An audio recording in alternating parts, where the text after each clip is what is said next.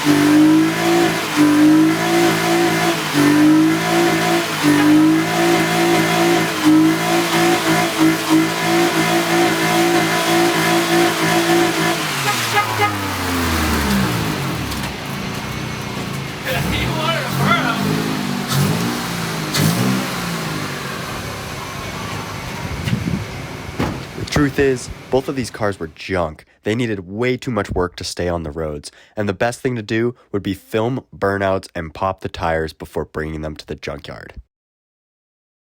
That's it for this Burnout Extra. If you liked the video, please like and subscribe, leave a comment down in the comments section, and hopefully we'll have more burnouts soon where you can see more cars spinning their tires and leaving marks on the pavement.